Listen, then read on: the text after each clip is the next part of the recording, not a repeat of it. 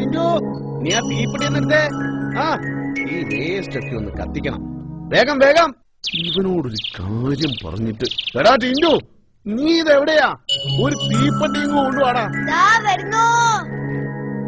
ഒരു തീപ്പെട്ടി ചോദിച്ചിട്ട് നേരെ എത്രയായി? ഈ കണക്കിന് ഒരു തീവണ്ടി ചോദിച്ചിരുന്നേ. ഇതിലും പെട്ടെന്ന് കൊണ്ടുവന്നേനെ. തീവണ്ടി ആണെങ്കിൽ ഓടിച്ചു കൊണ്ടുവരാലോ. ഇത് ഞാൻ നടന്നെത്തണ്ടേ? ഇതൊന്നും കത്തുന്നില്ലല്ലോ. എവിടുന്ന് കിട്ടിയടാ ഈ തീപ്പെട്ടി? അങ്ങനെ കത്താതിരിക്കാൻ വഴിയില്ലല്ലോ അച്ഛാ.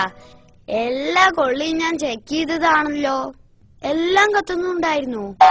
എടാ മണ്ടാ, ഒരിക്കൽ കത്തിച്ചാ പിന്നെ അത് വീണ്ടും കത്തിക്കാൻ പറ്റില്ലാന്നറിയില്ലേ? അപ്പച്ച ഒരിക്കൽ കത്തിച്ച സിഗരറ്റ് ലൈറ്റർ കൊണ്ട് വീണ്ടും വീണ്ടും സിഗരറ്റ് കത്തിക്കാറില്ലേ? അച്ഛാ, എനിക്കൊരു സംശയം. ഈ പ്രായം കൂടുമ്പോ കേൾവി ശക്തി കുറയോ അച്ഛാ? ചിലർക്ക് കുറയും. എന്താ ചോദിക്കാൻ കാരണം? ഒന്നുമില്ല. ഞാനൊരു പുതിയ സൈക്കിള് വാങ്ങിത്തരാൻ പറഞ്ഞിട്ട് 3 മാസായി. അച്ഛനത് കേട്ട ഭാവല്ല, അതുകൊണ്ട് ചോദിച്ചതാ. തൽക്കാലം എന്റെ പൊന്നുമോനി പഴയ സൈക്കിളിൽ തന്നെ പോയാ മതി. സമയമാകുമ്പോ പുതിയത് മേടിച്ചു തരാട്ടാ. മതി, തിരക്കില്ല. എനിക്ക് സമയം ഇങ്ങനെ നീണ്ടു നിവർന്ന് കിടക്കല്ലേ. അച്ഛന്റെ കാര്യം അങ്ങനെയല്ലല്ലോ, പ്രായമായി വരികയല്ലേ. അതുകൊണ്ടൊന്ന് ഓർമ്മിപ്പിച്ചെന്നേ ഉള്ളൂ. ഓ പോയ ഇവനോടൊക്കെ സംസാരിച്ച മനുഷ്യന് വട്ടാകും. നിനക്ക് ട്യൂഷന് പോണ്ടേ? പോവാൻ നോക്ക്.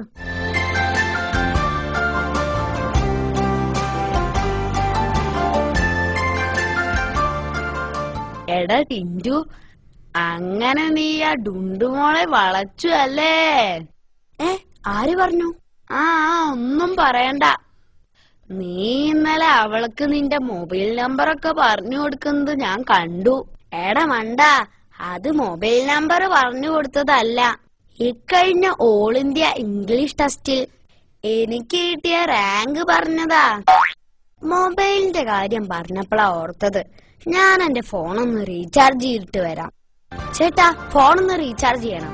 എത്ര രൂപയ്ക്കാ? 10 രൂപയ്ക്ക് ചാർജ് ചെയ്താ എത്ര രൂപ കിട്ടും? 10 രൂപയ്ക്ക് ചാർജ് ചെയ്താ 7 രൂപ കിട്ടും. 10 രൂപ. ബാക്കി 3 രൂപയ്ക്ക് മിഠായി എടുത്തോ.